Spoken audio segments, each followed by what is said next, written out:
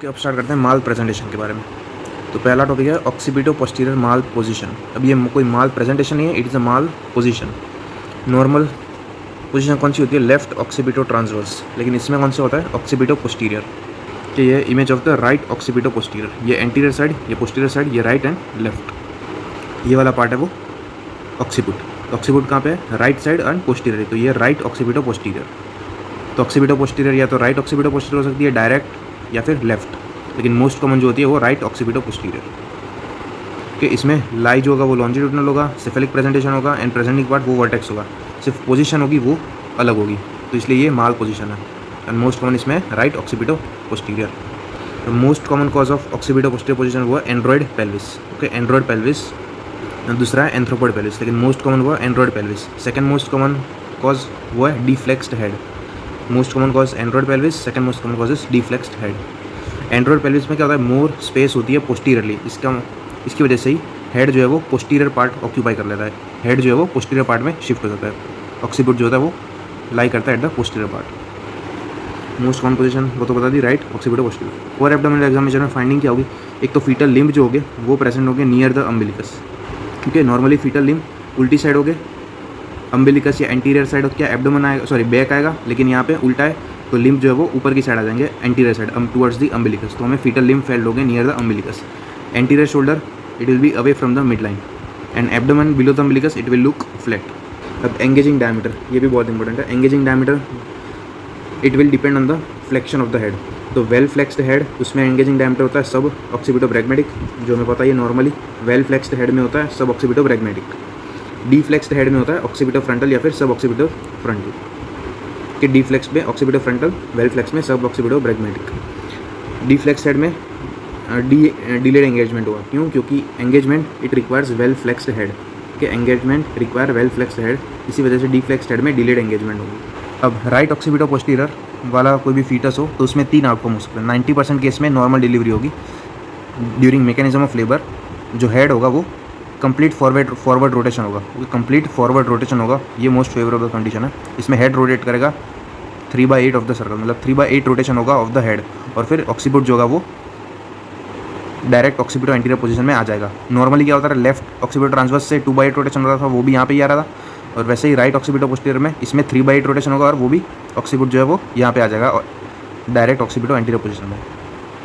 तो इसलिए हमें वेट एंड वॉच करना चाहिए during mechanism of labour. 90% case में वो नॉर्मल डिलीवरी होती है। ये पहला आउटकम है। दूसरा आउटकम होता है इनकम्प्लीट फॉरवर्ड रोटेशन, मतलब फॉरवर्ड रोटेशन स्टार्ट तो हुआ लेकिन वो बीच में ही अटक गया। कहाँ पे? राइट ऑक्सीपिटो ट्रांसवर्स में। कि इनकम्प्लीट फॉरवर्ड रोटेशन, सिर्फ 1/8 रोटेशन ही हुआ, बीच में अटक गया एट राइट ऑक्सीपिटो ट्रांसवर्स, तो ये इनकम्प्लीट फॉरवर्ड रोटेशन। तीसरा है पोस्टीरियर रोटेशन। यहाँ से फॉरवर्ड रोटेशन होने की जगह पोस्टीरियर रोटेशन हो गया 1/8। तो 1/8 पोस्टीरियर रोटेशन हुआ तो पोजीशन कौन सी होगी? Direct occipito posterior. तो ये तीसरा आउटकम है पोस्टीरियर रोटेशन। तो ये 3 आउटकम होंगे। पहले आउटकम में तो नॉर्मल डिलीवरी, उसमें हमें से वेट एंड वॉच करना है। दूसरे आउटकम में क्या होगा? Incomplete forward rotation. इसमें बेबी रोटेट करता है only by 1/8 of the circle, तो पोजीशन कौन सी हो जाएगी? Right occipito transverse, and further rotation does not ओकर। ये होता है most commonly in Android pelvis. Android pelvis कुछ इस तरीके के होते हैं। इनमें इस्चियल स्पाइन जो होता है वो बहुत प्रोमिनेंट होता है। तो इस्चियल स्पाइन जो होता है वो ये रोटेशन को इनिबिट कर देता है। तो एंड्रॉयड पेल्विस में इस्चियल स्पाइन प्रोमिनेंट होता है, तो इस्चियल स्पाइन ये रोटेशन, फॉरवर्ड रोटेशन को इनिबिट कर देता है। तो यहाँ पे आके हेड अटक जाता है, तो राइट ऑक्सीपिटो ट्रांसवर्स में रह जाता है।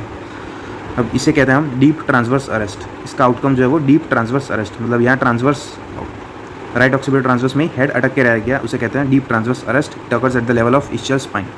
ये भी याद रखना है। मोस्ट कॉमन पेल्विस वो होता है एंड्रॉयड पेल्विस, के एंड्रॉयड पेल्विस में देखने को मिलता है।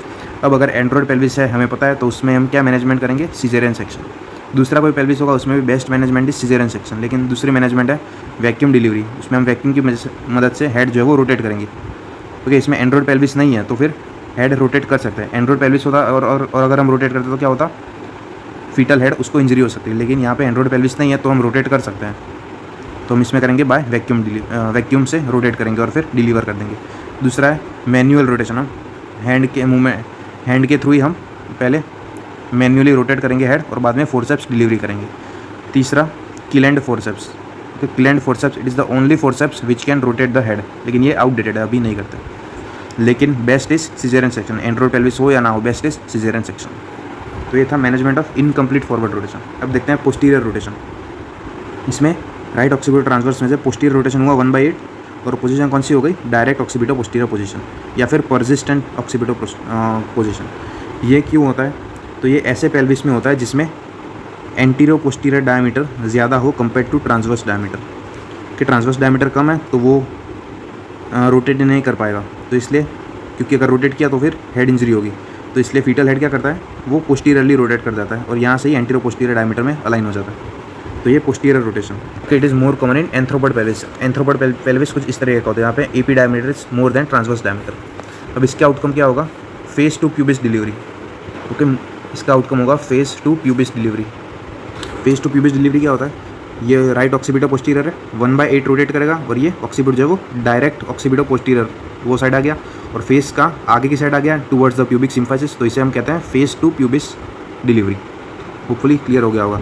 यहाँ पे हेड पीछे की तरफ है, 1/8 रोटेट कर दिया, पीछे की तरफ आ गया, हेड जो है वो जो फेस है वो एंटीरियरली आ जाएगा, तो फेस एंटीरियरली आ जाएगा, हेड पोस्टीरियरली 1/8 रोटेट हुआ, हेड एंटीरियरली आ गया टूवर्ड्स द प्यूबिक सिम्फाइसिस, तो इसे कहते हैं फेस टू प्यूबिस डिलीवरी। ये देखने को मिलता है हमें in anthropoid pelvis. Hopefully clear हो गया होगा। Face to pubis delivery, when vaginal delivery is done when face is towards the pubic symphysis, when face is towards pubic symphysis and occiput is towards the sacral promontory. Most common complication इसमें जो होती है वो होती है complete perineal tear. तो complete perineal tear होता है फेस टू प्यूबिस डिलीवरी में, इसलिए face to pubis delivery it is an indication of episiotomy. कि face to pubis delivery it is an indication of episiotomy. इसके आउटकम क्या हो सकता है in other pelvis. Anthropoid pelvis में अगेन मैनेजमेंट हम करेंगे बाय सिजेरियन सेक्शन या फिर एपिजियोटोमी देके डिलीवरी करेंगे। Outcome in any other pelvis, तो उसमें baby will not deliver and it will remain in that position for more than 30 minutes. उसे हम कहते हैं deep sacral arrest, deep sacral arrest. Anthropoid pelvis उसमें एपी डायमीटर तो ज़्यादा था इसलिए बेबी डिलीवर तो कर जाएगा, लेकिन बाकी दूसरा कोई भी पेल्विस होगा जिसमें बाकी कोई भी पेल्विस में ट्रांसवर्स डायमीटर ज़्यादा होता है कंपेयर टू एपी डायमीटर। सिर्फ एंथ्रोपॉइड पेल्विस ही है कि एंथ्रोपॉइड पेल्विस ही है जिसमें एपी डायमीटर ज़्यादा होता है कंपेयर टू ट्रांसवर्स। तो अगर बाकी कोई पेल्विस में ये हुआ फेस टू प्यूबिस डिलीवरी, तो उसमें तो हेड डिलीवर हो ही नहीं पाएगा, तो वो अरेस्ट हो जाएगा, तो उसे हम कहते हैं डीप सेक्रल अरेस्ट। पहले वाले में क्या था, डीप ट्रांसवर्स अरेस्ट जो हो रहा था एंड्रॉइड में, और ये एंथ्रोपॉड में हो रहा है एंथ्रोपॉड में deep sacral arrest. Management is caesarean section के डीप सेक्रल अरेस्ट, उसमें हेड जो है वो सेक्रल प्रोमोनटरी के टुवर्ड्स दी मतलब अटक के रह जाता है, वो आगे डिसेंट नहीं कर पाता, तो उसे कहते हैं deep sacral arrest. Management is caesarean section. तो होपफुली क्लियर होगा। उसके बाद है ट्रांसवर्स लाई। इसमें लाई होगा वो ट्रांसवर्स होगा, ये सपोज एब्डोमेन है तो लाई जो होगा वो ट्रांसवर्स होगा, उसे कहते हैं ट्रांसवर्स लाई। प्रेजेंटेशन वो होगा शोल्डर, डिनोमिनेटर जो बोनी प्रोमिनेंस वो होगा acromion process and dorso anterior position. दो ही पोजीशन हो सकती है, या तो डोर्सो एंटीरियर या फिर एंटीरियर डोर्सल ऐसा कुछ, लेकिन मोस्ट कॉमन जो होती है वो dorso anterior. Most common cause जो होता है ट्रांसवर्स लाई का वो होता है प्री मैच्योरिटी या प्री टर्म लेबर। नॉर्मली क्या होता है ट्रांसवर्स लाई हो तो भी आफ्टर 34 वीक बेबी अपने आप रोटेट हो जाता है और वो या तो सिफेलिक पोजीशन में आ जाएगा या फिर ब्रिज पोजीशन में आ जाएगा। लेकिन most common cause pre maturity, अगर 34 वीक से पहले डिलीवरी हुई तो ट्रांसवर्स लाई रहेगा। And most common cause at term तो वो होता है प्लेसेंटा प्रीविया। कि most common cause overall it is prematurity, most common cause at term वो है placenta previa. Most of the time fetus spontaneously rotate during pregnancy and become cephalic या फिर bridge. क्या तो इस तरीके से रोटेट होगा तो सिफेलिक प्रेजेंटेशन, ऐसे रोटेट हुआ तो फिर breech presentation. On examination height of the uterus वो स्मॉल होगी compare to the period of gestation. ये height of uterus small compare to period of gestation. Leopold manoeuvre करेंगे उसमें fundal grip and pelvic grip दोनों में हमें empty feel होगा। Okay, fund यहाँ पे तो कुछ होगा ही नहीं, तो fundal grip and pelvic grip दोनों एम्प्टी फील होगी। And highest chance of cord prolapse होता है इन ट्रांसवर्स लाई, क्योंकि जैसे ही मेम्ब्रेन यहाँ पे रप्चर हुई तो कॉर्ड जो है इमीडिएटली यहाँ पे प्रोलैप्स हो जाएगा, तो there are highest chances of cord prolapse in transverse lie. Cephalic में क्या होता है, यहाँ पे हेड होता है, तो जैसे ही मेम्ब्रेन रप्चर होगी तो हेड यहाँ पे डिसेंट हो जाएगा और ये यूट्राइन या सर्विक्स ओपनिंग है उसे क्लोज कर देगा, तो इसलिए कॉर्ड प्रोलैप्स नहीं होगी। लेकिन यहाँ पे जैसे ही मेम्ब्रेन रप्चर हुई वैसे ही कॉर्ड प्रोलैप्स हो जाएगी, तो इसलिए ये भी एक चीज़ याद रखनी है, highest chance of cord prolapse होता है इन ट्रांसवर्स लाई। अब ऐसी कोई फीमेल आई, प्रेग्नेंट फीमेल जिसका बच्चा जो है वो ट्रांसवर्स लाई में है, तो उसमें हम क्या करेंगे, पहले एक्सटर्नल सिफेलिक वर्जन। इसका मतलब क्या होता है, baby is rotated to make it cephalic. Okay, ये पर एब्डोमिनल हम क्या करेंगे, एक्सटर्नली बेबी को रोटेट करने का ट्राई करेंगे to make it cephalic presentation. Okay, if the transverse lie at term, तो attempt should be made to make the presentation cephalic. तो ये एक्सटर्नल सिफेलिक वर्जन वो हम करेंगे in transverse lie and in breech presentation. कि transverse lie and breech presentation में हम external cephalic version करेंगे, जिसमें हम क्या करते हैं, पर एब्डोमिनली बेबी को जो है वो रोटेट करते हैं टू मेक इट सिफेलिक। तो ये एक्सटर्नल सिफेलिक वर्जन। अब ये ECV या एक्सटर्नल सिफेलिक वर्जन करने से पहले हम अल्ट्रासाउंड करेंगे to confirm the lie of the baby. Lie of the baby confirm करेंगे, एडिक्वेट लिकर है कि नहीं वो कंफर्म करेंगे, सिंगल प्रेगनेंसी है वो देखेंगे, and absence of any gross anomalies. तो ये सारी चीज़ें होनी चाहिए। तो लाई ऑफ द बेबी वो हम कंफर्म करेंगे, एडिक्वेट लिकर है कि नहीं वो देखेंगे, सिंगल प्रेगनेंसी है कि नहीं, and absence of any gross anomaly, both fetal anomaly and uterine anomaly. इसके लिए एनेस्थीसिया ओके, जो ECV है उसके लिए कोई भी एनेस्थीसिया नहीं चाहिए होता। हम टोकोलिटिक्स देंगे एंड RH नेगेटिव फीमेल में NTD इंजेक्शन देंगे। ओके, तो हम टोकोलिटिक्स देंगे एंड RH नेगेटिव फीमेल में हम NTD इंजेक्शन देंगे। तो ये दो चीज़ें देंगे। Tocolytics use to relax the uterus and drug of choice is terbutaline. Okay, terbutaline देंगे which is the tocolytic. RH negative में NTD इंजेक्शन देंगे। अब ऐसा ज़रूरी नहीं है कि ECV करने के बाद हमें इंडक्शन ऑफ लेबर करना ही पड़े। हम सिर्फ ECV कर देंगे और उसके बाद फिर स्पॉन्टेनियसली लेबर को होने देंगे, स्टार्ट होने देंगे। प्लस जब हम ECV कर रहे होते हैं तब we have to do continuous fetal monitoring, और कंटिन्यूस फीटल मॉनिटरिंग करेंगे। और अगर फीटल डिस्ट्रेस हुआ या फिर ब्रेडिकार्डिया हुआ तो फिर immediately we will stop the procedure, revert the baby to the normal position and immediate caesarean section. कि जब हम फीटल मॉनिटरिंग कर रहे हो और during ECV suppose fetal distress हुआ या ब्रेडिकार्डिया हो तो इमीडिएटली हम प्रोसीजर स्टॉप कर देंगे, वापस फीटस जो नॉर्मल जो पहले वाली पोजीशन में था उसमें रख देंगे, and immediate caesarean section. Pre requisites and contraindication of ECV तो हमने यहाँ पे देख ली मोस्टली। बाकी कौन सी, एक तो period of gestation after more than equal to 36 week. Okay, तो हमें ECV is usually done at 37 week. 37 week से पहले हम नहीं करेंगे, 36 वीक तक कर सकते हैं लेकिन उससे पहले हम नहीं करेंगे, क्योंकि आफ्टर 36 वीक की क्या होता है, बेबी जो है वो स्पॉन्टेनियसली रोटेट कर जाता है टू सिफेलिक पोजीशन या फिर ब्रीच। तो period of gestation should be more than equal to 36 week. Liquor जो है वो एडिक्वेट होना चाहिए, मेम्ब्रेन इंटैक्ट होनी चाहिए, सिंगल प्रेगनेंसी होनी चाहिए, fetal heart rate should be normal on CTG and no contraindication of vaginal delivery. कि ECV करने के बाद हम ऑब्वियसली वजाइनल डिलीवरी करेंगे, तो कॉन्ट्राइंडिकेशन ऑफ वजाइनल डिलीवरी वो भी नहीं होनी चाहिए। तो ये सारे प्री रिक्विजिट है, period of gestation, liquor, membranes, single pregnancy, normal fetal heart rate and no contraindication of vaginal delivery.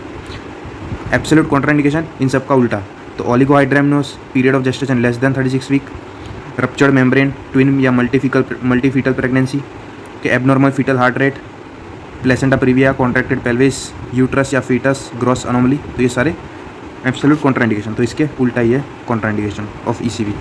Relative contraindication वो है PIH, heart disease in mother, IUGR, previous LSCS। तो ये रिलेटिव कॉन्ट्राइंडिकेशन। अब ECV पहले attempt में successful हो गया तो फिर हम क्या करेंगे, wait for spontaneous labour. Okay, induction of labour नहीं करेंगे। अगर पहले अटैम्प्ट में ECV सक्सेसफुल हुआ तो वेट फॉर स्पॉन्टेनियस लेबर। अगर ECV फेल हुआ तो हम दूसरा ट्राई करेंगे, सेकंड अटैम्प्ट देंगे on another day. Second attempt में सक्सेसफुल हुआ then induction of the labour होगा विथ ऑक्सीटोसिन ट्रिप। ओके, तो यहाँ पे चार्ट बना दिया। ECV पहला अटैम्प्ट में अगर सक्सेसफुल हुआ then spontaneous labour, we will wait for spontaneous labour. अगर फेल हुआ देन सेकंड अटैम्प्ट करेंगे। सेकंड अटैम्प्ट अगर सक्सेस हुआ then induction of the labour करेंगे with oxytocin drip. Second attempt भी फेल हुआ then elective caesarean section at 39 weeks. ये hopefully clear हो गया होगा। First attempt success then spontaneous labour, first attempt fail then second attempt success then induction of labour with oxytocin, second attempt fail then elective caesarean section.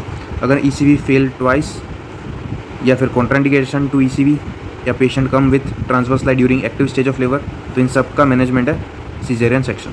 Okay, हम latent stage जो होता है labour का उसमें हम इसमें हम ECV ट्राई कर सकते हैं, लेकिन एक्टिव स्टेज ऑफ लेबर उसमें हम ECV नहीं करेंगे। कि लेटेंट स्टेज में, लेटेंट फेज जो होता है उसमें हम ECV ट्राई कर सकते हैं। फर्स्ट स्टेज में लेटेंट स्टेज होता है, लेटेंट फेज होता है उसमें हम ECV कर सकते हैं, लेकिन एक्टिव स्टेज उसमें हम ECV नहीं करेंगे। अगर transverse lie during active stage हुआ then management is caesarean section. तो ये सबकी मैनेजमेंट है सिजेरियन सेक्शन। दूसरा management of transverse lie, management of shoulder presentation, neglected shoulder presentation, hand prolapse, इन सब की इंडिकेशन भी हुआ है सिजेरियन सेक्शन। तो ये सारी इंडिकेशन कितनी हो गई, 1 2 3 4 5 6 7। तो ये सारी indication of low segment caesarean section. उसके बाद हैंड प्रोलैप्स है, नेग्लेक्टेड शोल्डर प्रोलैप्स के इसमें ऑब्स्ट्रक्टेड लेबर होता है। अगर हम ट्रांसवर्स लाई वाले फीटस को वजाइनली डिलीवरी करने की ट्राई करते हैं तो उसमें ये होता है hand prolapse and cord prolapse. तो इसमें features of obstructed labour are seen, Bandl ring भी दिखती है हमें। Management is caesarean section always whether baby is alive और dead and there is no role of destructive procedure. उसके बाद face presentation, तो इसमें लाई जो होगा वो लॉन्गिट्यूडनल होगा, प्रेजेंटेशन सिफेलिक, प्रेजेंटिंग पार्ट होगा वो फेस। इसमें एटीट्यूड वो एबनॉर्मल होता है, जो नॉर्मली क्या होता है attitude well flexion, normal attitude क्या होता है वेल फ्लेक्स्ड, लेकिन इसमें क्या होता है एबनॉर्मल एटीट्यूड होता है। इसमें एटीट्यूड जो होता है वो होता है कंप्लीट एक्सटेंशन, तो कंप्लीट एक्सटेंशन की वजह से ही फेस प्रेजेंटेशन होता है। डिनोमिनेटर यहाँ पे होगा मेंटम, जो बोनी प्रोमिनेंस है mentum. Most common position is left mento anterior, left mento anterior. अब इसको हम आइडेंटिफाई कैसे करेंगे, तो ये फेस प्रेजेंटेशन है, हम मेंटम देखेंगे जो बोनी प्रोमिनेंस है वो एंटीरियर है या वो पोस्टीरियर है। अगर मेंटम पोस्टीरियर हुआ देन पोस्टीरियर। यहाँ पे एग्जाम्पल हुआ है, अगर पहले मेंटम देखेंगे मेंटम पोस्टीरियर है तो पोस्टीरियर आएगा, मेंटम तो आएगा ही, राइट साइड है देन राइट, तो ये पोजीशन है राइट मेंटो पोस्टीरियर। तो ये कौन सी होगी, मेंटम एंटीरियर साइड है और वो डायरेक्ट है, तो डायरेक्ट या फिर सिंपल मेंटो एंटीरियर, मेंटो एंटीरियर। ये कौन सी होगी, मेंटम राइट साइड है ट्रांसवर्स होगी, तो ये लेफ्ट साइड है, फीमेल की लेफ्ट साइड, तो लेफ्ट मेंटो ट्रांसवर्स। तो होपफुली ये क्लियर हो गया होगा कैसे आइडेंटिफाई करते हैं। ये पोस्टीरियर है mentum and left side, sorry right side of the female, तो राइट मेंटो पोस्टीरियर। अब रिस्क फैक्टर क्या होंगे, risk factor for face and brow presentation same ही है कि any factor which prevents the flexion of the baby's head, कि any factor which prevents the flexion of the baby's head, तो वो risk factor होंगे face and brow presentation के। तो एक तो गया tight multiple loops of the cord around the neck, ये हेड है ये नेक, अगर multiple loops of the cord हो गई अराउंड द नेक तो वो फ्लेक्शन ऑफ द हेड वो प्रिवेंट करेगी, तो ये रिस्क फैक्टर हो गया। तीसरा, अगर नेक में एंटीरियर मास है तो वो भी फ्लेक्शन प्रिवेंट करेगा, तो एंटीरियर नेक मास वो भी risk factor of face and brow presentation. Face presentation, तो कोई भी माल प्रेजेंटेशन जो होता है they are more common in multiparous female, तो ये याद रखना है। मोस्ट कॉमन पेल्विस होता प्लेटीपेलॉइड पेल्विस, ये फेस प्रेजेंटेशन मोस्टली देखने को मिला इन प्लेटीपेलॉइड पेल्विस। हमने पहले भी देखा है एंड्रोइड पेल्विस में क्या दिखता है, एंथ्रोपॉइड पेल्विस में क्या दिखता है। एंथ्रोपॉइड पेल्विस में था फेस ऑन प्यूब्स प्रेजेंटेशन, कि face on प्यूब्स and face presentation दोनों अलग अलग है। पहले वाला था वो एंथ्रोपॉइड में था और ये प्लेटीपेलॉइड में है। मोस्ट कॉमन कॉज वो है एनेनकेफेली, तो एनेनकेफेली में हमें फेस प्रेजेंटेशन देखने को मिलता है, तो ये भी याद रखना। अब मैनेजमेंट, तो मैनेजमेंट या तो एंटीरियर के लिए मेंटो पोस्टीरियर।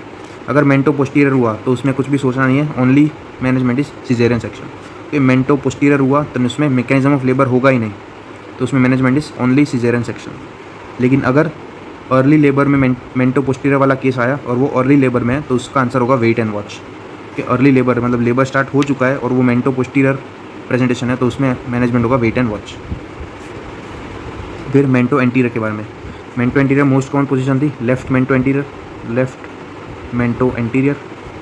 एंगेजिंग डायमीटर कौन सा होगा फेस के लिए, सेम ही है सब मेंटो ब्रैग्मेटिक, सब मेंटो ब्रैग्मेटिक, कि ये फुल्ली एक्सटेंडेड, ये इस तरीके का होगा fully extended head. Presenting diameter वो होगा सब मेंटो ब्रैग्मेटिक, ये एंगेजिंग डायमीटर होगा सब मेंटो ब्रैग्मेटिक। इसमें वजाइनल डिलीवरी पॉसिबल है, क्योंकि मेंटो एंटीरियर में vaginal delivery is possible, mento posterior में इट इज़ नॉट पॉसिबल। एक और इम्पोर्टेंट मोस्ट इंपॉर्टेंट बात, head normal mechanism of labour में हेड कैसे डिलीवर हो रहा था, by extension of the head, कि delivery of head in normal mechanism of labour वो हो रही थी बाय एक्सटेंशन। लेकिन ब्रीच एंड फेस प्रेजेंटेशन में हेड डिलीवर होगा वो by flexion, okay. Breach and face presentation में हेड डिलीवरी होगी बाय फ्लेक्शन, तो ये भी याद रखना है, नॉर्मली बाय एक्सटेंशन लेकिन ब्रीच एंड फेस प्रेजेंटेशन में head is delivered by flexion, तो ये भी याद रखना है। ये था पूरा, एंड डिलीवरी वो है बाय वजाइनल डिलीवरी। ये था फेस प्रेजेंटेशन। अब लास्ट है ब्रो प्रेजेंटेशन, लास्ट मतलब इस वीडियो का लास्ट वो है ब्रो प्रेजेंटेशन। तो ब्रो प्रेजेंटेशन होता है ड्यू टू पार्शियल एक्सटेंशन, के partial extension of the head. इसमें एंगेजिंग डायमीटर होगा मेंटो ब्रैग्मेटिक, सॉरी मेंटो वर्टिकल होगा engaging diameter which is the longest 14 centimetre. Partial extension of the head होगा, बोनी लैंडमार्क हो गया जिसमें एक तो ये होगा bony landmark anterior fontanelle and super orbital ridge. Denominator frontal bones, इसमें भी सेम मेंटो पोस्टीरियर के जैसे, no mechanism of labour, only management is caesarean section. लेकिन अगर अर्ली लेबर में है patient then wait and watch. ये ब्रो प्रेजेंटेशन।